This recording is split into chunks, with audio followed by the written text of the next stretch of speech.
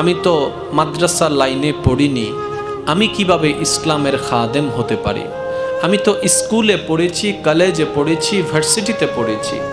আমি তো ডক্টর হব, আমি তো ইঞ্জিনিয়ার হব কিংবা হয়েছি। আমি তো বিদেশগামী প্রবাসী, আমি কিভাবে ইসলামের খাদেম হতে পারি?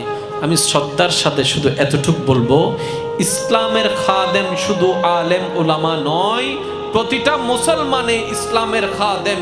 আপনি ডাক্তার হন, সমস্যা নাই, মুসলমান হয়ে ডাক্তার হয়ে যান। আপনি ইঞ্জিনিয়ার হন, সমস্যা নাই, মুসলমান হয়ে ইঞ্জিনিয়ার হয়ে যান। এবার আমার ভাই প্রশ্ন করে, ভাই আমি তো আগে থেকেই মুসলমান, আপনি আমাকে কেন বললেন মুসলমান হয়ে ডাক্তার হতে? আমি বললাম, ভাই কথার পুরাটা শেষ করতে দেন। মুসলমান সেই নয় যে শুধু কালিমা পড়ে, মুসলমান সেই নয় যে শুধু সাপ্তাহিক জুমা পড়ে, মুসলমান সেই নয় যে 5 ওয়াক্ত নামাজ পড়ে। আসল মুসলমান তো সেই জন, আল মুসলিমু মান সালিমাল মুসলিমুনা মিন লিসানিহি ওয়া ইয়াদিহি, যার কথা ইসলাম প্রচার হয়, যার জবান দিয়ে ইসলাম প্রচার হয়, যার চরিত্র দিয়ে ইসলাম প্রচার হয়, যার চরিত্র দেখে বিধর্মীরা বলতে বাধ্য হবে এই মানুষের চরিত্র যদি এত সুন্দর হয়, ইসলাম জানি কত সুন্দর।